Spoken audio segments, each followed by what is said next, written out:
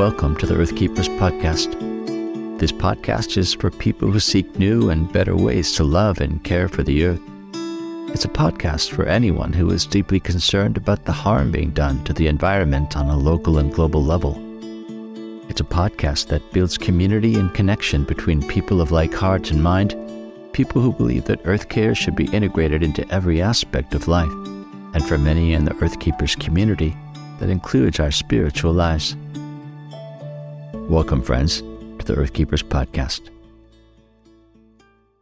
Hey, Earthkeepers. We're glad to have you back with us as we launch Season 5 of the podcast in this new year.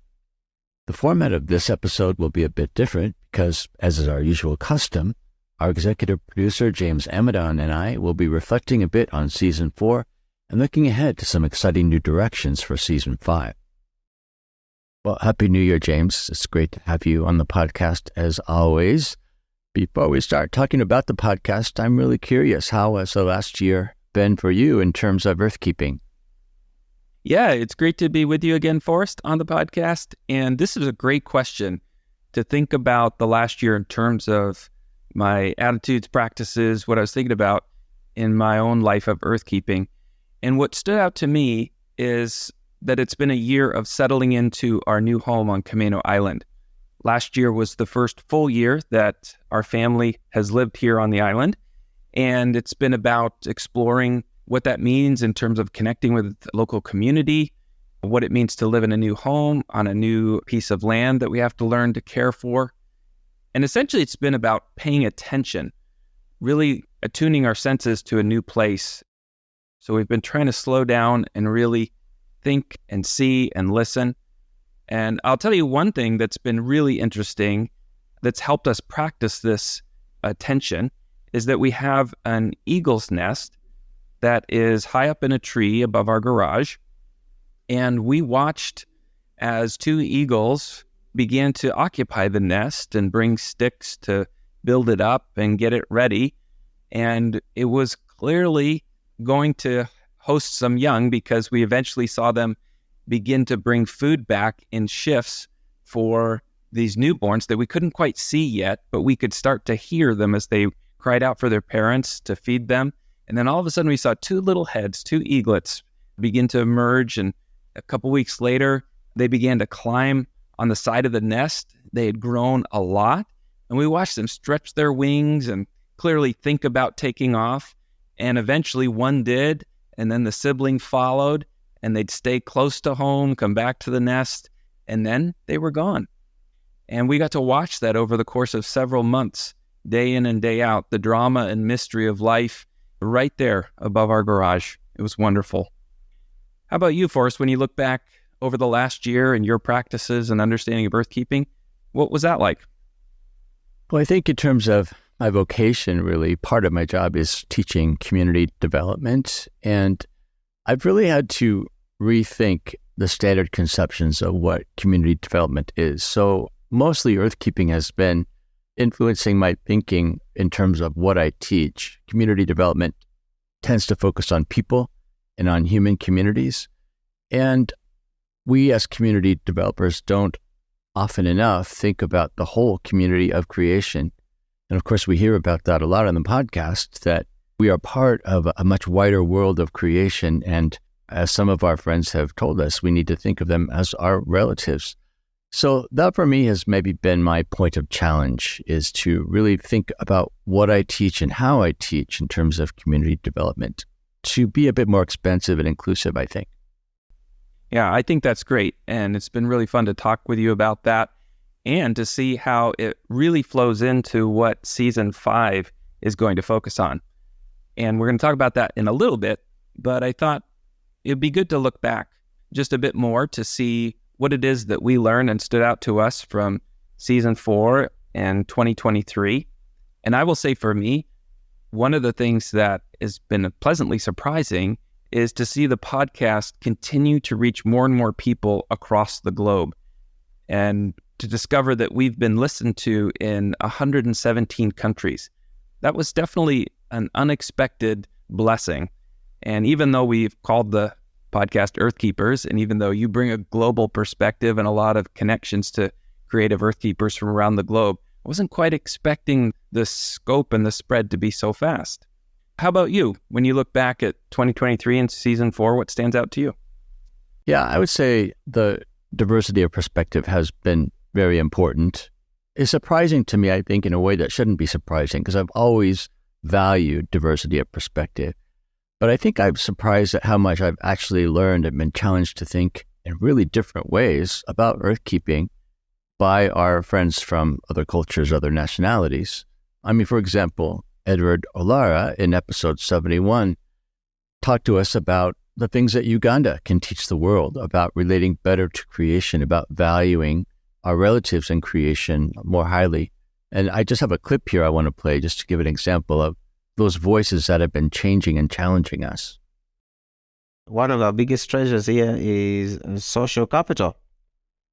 We treasure our fellow human beings because we cannot live in isolation. No one can live in isolation. Actually, that has been honed by the age-old African philosophy of Ubuntu. That I am because you are because I am. So together, me looking after you, you looking after me. Whatever I do can impact you, good or bad. So again, then that makes us live in consciousness of our actions towards not only our fellow human beings, but also the environment and nature. Also, 2023 has been a year of considering experiments in our format. And so one of the experiments that we did was ask Abby Fersen to speak to us from South Africa. She's been on the podcast before, but in this case, she was actually the host, and she interviewed Michael Osatie about a community food kitchen in South Africa. I think that went wonderfully well, and my hope for 2024 is to see more of that, to have more guest hosts take on the podcast. I think that's been fantastic. And along with the growth and diversity, we've realized that we need a separate place for Earthkeepers to exist, particularly on the web. So it's been fun to get some volunteer design help to create a website, new logo for Earthkeepers, and to get that up and running at earthkeepers.online. And we're really seeing people connect with that as well and be able to find anything they need about the podcast and to reach out and communicate to us. So I think that's a really good development that's going to help serve listeners better as we go forward as well. Yeah, I agree. I've been really anticipating the establishment of the website. And now that we have it, I realize I need to think practically about what we should really be doing to maybe build a community sense among Earthkeepers and give a place for exchange of ideas, etc. But that's what 2024 will be about, is living into that website and making it all it can be.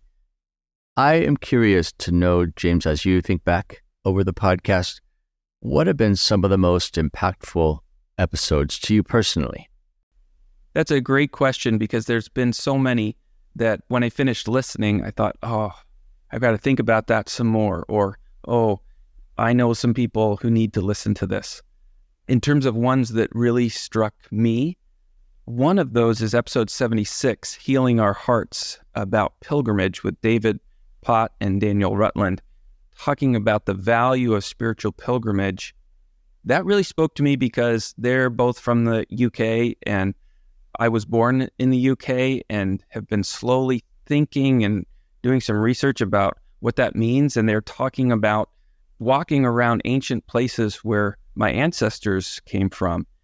And they're talking about that walking as a spiritual practice. And I have discovered in my adult life that that is perhaps my primary spiritual practice. That when I'm walking in an attentive way in a place, I just feel deeply connected to where I am and more open to a sense of mystery and the divine. So that was one where I was listening to it and it just resonated with something deep inside me. And I'm so appreciative for what they do and how they invite people into that. Yeah, I agree. That was a powerful episode. I wonder if you want us to play a clip from that to give our readers a sense of what it is you're talking about. If there are listeners who didn't get a chance to listen to it, I invite you to go back and find it. You become much more attuned to the place you're walking through in a way that you never do if you're simply just driving through it or sitting in a house there.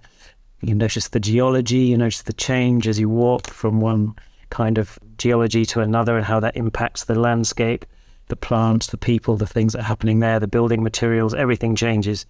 So you really get the connection with the earth in a way that you can't really find any other way, I think. And to me, that really underlies everything that I maybe do elsewhere around earthcare, in the sense that I think it has to come from that direct personal encounter, that knowledge, which is the only way that you can experience love for something, really. You can't do that in a generic, generalized way. You have to literally be there and touch it and feel it and know it. So that was a really meaningful episode to me. How about for you, Forrest? Yeah, I think, again, it's hard to choose, but perhaps the most exciting episode for me in terms of diversity of perspective was with Mohammed Asfour from Jordan. I think it was so intriguing to get his comments about the kinds of earthkeeping challenges that they face, which are really different from many parts of the world. And so it was helpful to have my understanding of the work of earthkeeping expanded in that way. Well, those are great examples from season 4. Our major theme was climate crisis and the young, and we had several episodes focusing on that. I know you were really keen on exploring that with some of our young adults. What did we learn? What did you learn as you talked to the young people among us? Well, I think honestly, a lot of my deeper questions about climate change and younger generations stem from my daughter's life. I mean, we talk about these things, and I understand from her perspective just how hard it is to think about a climate crisis future, as she might put it. The more profound cost to younger folks, I think, is something that we don't always acknowledge. But again, it's their future that they're trying to grapple with. And so I felt it was important that in this last season that we pay attention more to younger voices and to learn from them. For example, in episode 82, Tori Goebel talked to us about the need to acknowledge climate anxiety as a present reality for the young. In fact, I'm going to play a clip here of Tori talking about that very thing. Another major focus for young people, and it's a new area within the climate movement, is eco-anxiety, eco-grief. This overwhelming anxiety related to the realities of the climate crisis and environmental degradation in our communities. It is a growing field within the climate space, and I think it's really important to acknowledge that young people are really facing climate anxiety. This is quite literally our future. Yeah, that was a powerful episode. And as I listened to that one and others, what struck me is that the young people we spoke with, they understand where the anxiety comes from. They understand that the future is very uncertain. And at the same time, as they talk about anxiety and despair, we also heard them maintaining hope, talk about how they maintain hope, even in the midst of dark times. And the episode that stood out to me the most with that was number 73, Life, Death, and Compost Theology with Wes Willison. I loved how he draws hope from the metaphor of compost, where we take things that are dying or decaying, put them together, cover them up, and eventually new life springs from them. Such a great metaphor for the time that we're in. And if we can, I'd love to play a clip from him as well. Compost is a never-ending mystery because it's kind of the one point where you can see the other side of death. You can see what happens after death and how food does come back, that good things do return, that there's a whole wealth that happens at the moment of death and after it, that it's not as dead as everything looks, right? It's not as dark as everyone assumes. You know, whether it's songs of glory, songs of celebration, whether it's, you know, name it and claim it or whatever your gospel might be, theology of the compost is a theology of death. Healthy things grow in healthy soil, but if you don't have healthy soil, nothing healthy will grow. And that is just a reality of farming. Like, you have to attend to that. That has to be day one. You cannot start with the plant if the soil is not healthy. And if you care about the plant and don't understand the soil, well, you don't really understand the providence of the death that's made this space for your fertility. I think it really is the richest idea that I learned from the Farminary. It's a beautiful, beautiful instantiation of what most of the time I treat it as a metaphor, right? Resurrection. And then when you stand in the compost pile, it's not just a metaphor anymore. Yeah, I really loved that episode as well. I think really in that episode and others, I had to think a lot about the implications of what these young folks were saying for the future of spirituality, the future of religious communities. And I would say that one of the things that I heard a lot about was the fact that younger folks are looking to creation as a means to encounter God. In other words, in nature, they see the nature of God. And that's becoming a really important way of mediating between them and God that maybe the conventional churches, for example, don't always pay enough attention to. I thought in episode 78, Nick Rubesh was really articulate in explaining the nature of that new sort of connection that for him has been very sustaining. From a spiritual perspective, from my own Christian faith, creation has been like the plumb line of faith, is how I'll describe it. Without those experiences, I don't know if I would still be a Christian, because I think in my experience, that is where I feel intimacy with God in a way that I haven't felt in other places. It's just a general place where I feel the presence of Christ in a really tangible way. And that's why I believe in the work that we do. It's a tangible way that people can experience the intimacy of Christ in a way that's sometimes not accessible anywhere else. Oh, I love what Nick has to say there. Very, very important. It's been really interesting, not just with these episodes, but, you and I, through our larger work with Circlewood, which is the parent ministry of this podcast, have gotten more and more opportunities to listen to and speak with young adults. And one of those opportunities I had was to be part of a workshop at Westmont College this past summer, helping college students become climate activists in their home communities and churches. Lots of passion there, and a project that has come out of there is something we're going to be involved in, which is launching a new podcast that is being produced by and for young people as they think through the climate crisis and what it means for them as individuals and for the future of the planet. So that's upcoming. Very exciting. In terms of this podcast, season 5, which is launching now, I'm wondering if you could tell our listeners a little bit more about the overarching theme of this season. Yeah, in this next season, we're going to be looking at greening vocations. In other words, we'll look at what creation care sensibilities have to do with the jobs that we do. We aren't going to focus on typically green vocations like environmental scientist or park ranger. Instead, we're going to ask the question, what does it mean to green everything? Which is a question we often ask on the podcast. In this case, what does it mean to green all vocations? So is it possible to incorporate environmental sensibilities and practices into any and every job? Yeah, I'm really excited about this because it includes everybody, whether someone is a homemaker or a psychologist or a teacher at the local elementary school, whether they're a construction worker, any vocation, any career, any job, any work that we do can become more ecologically conscious. And we have seen over these past few years, there are people in various vocations working on this very thing. And in fact, we highlighted a few of those in the last season. I think of our own architect, David Vandervoort, who's on our team, our design and development team for Circlewood Village here on Camano Island. In episode 88, Building Green, he talks about how he is about the business of designing buildings that are actually good for the environment. And here's a clip from that episode. I actually don't see myself as an outlier.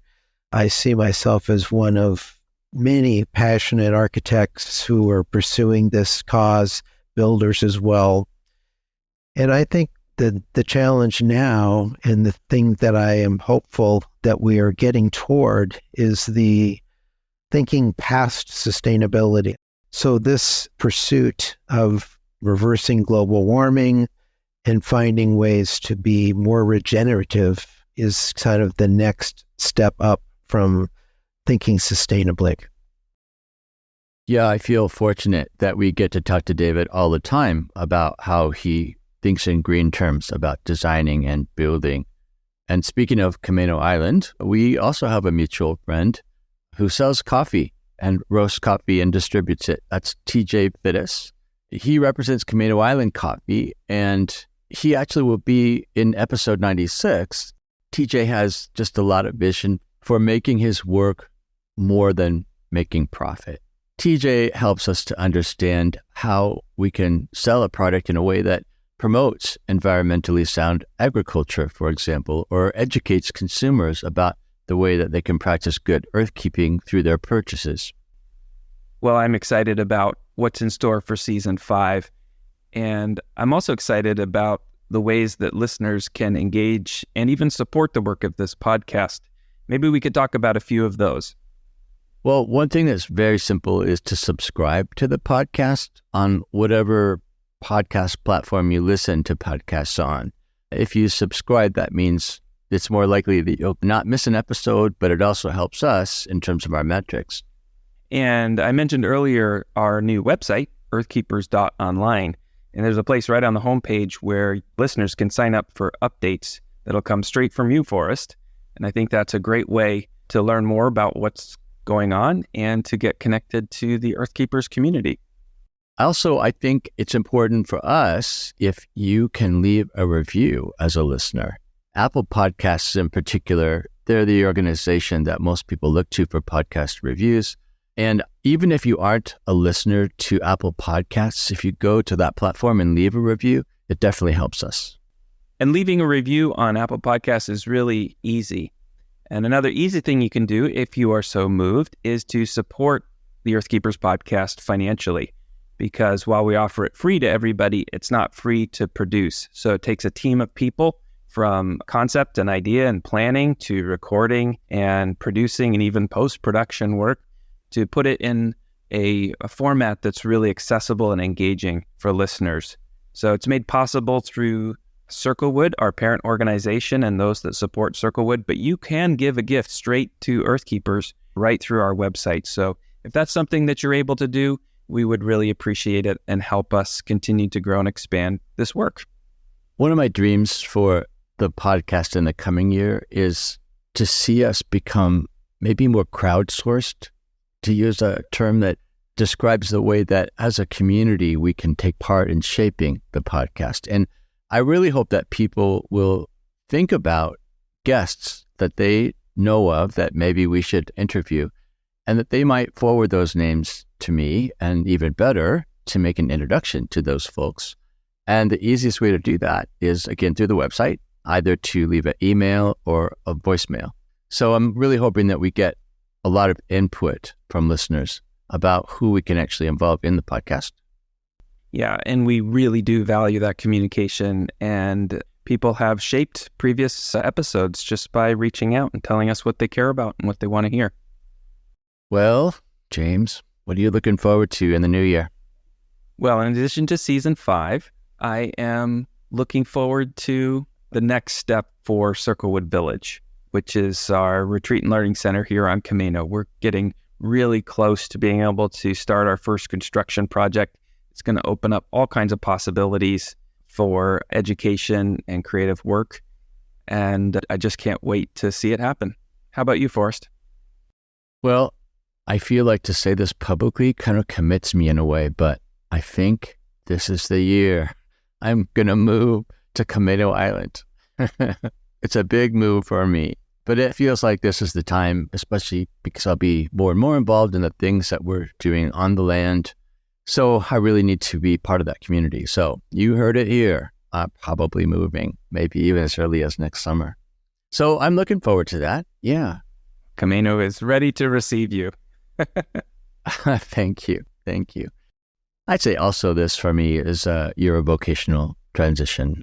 I'll be teaching less at the university level and thinking about how we can do more education on behalf of Circlewood, actually, and on behalf of Earthkeepers. So there'll be a lot of creative thinking about new offerings in that sense as well.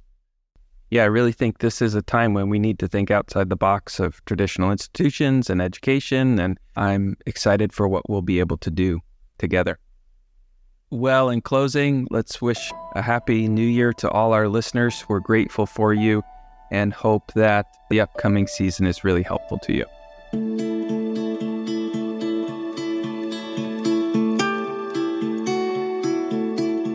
So here we go, friends, with a brand new season of the Earthkeepers podcast. If you want to listen to any of the episodes we mentioned, check out the show notes at earthkeepers.online. On that website, you'll find links to all of our past episodes, and we encourage you to use those links to share specific episodes with people in your life who would benefit from hearing them. I'm Forrest Inslee, your podcast host. Our executive producer is James Amadon, and our producer is Dave Olfers. Colleen Meggerly is our editor and researcher. Forrest Reed is the creator of our original music, and Jessalyn Gentry is our social media director. Thank you, friends, for listening, and please join us for our next conversation on the Earthkeepers podcast.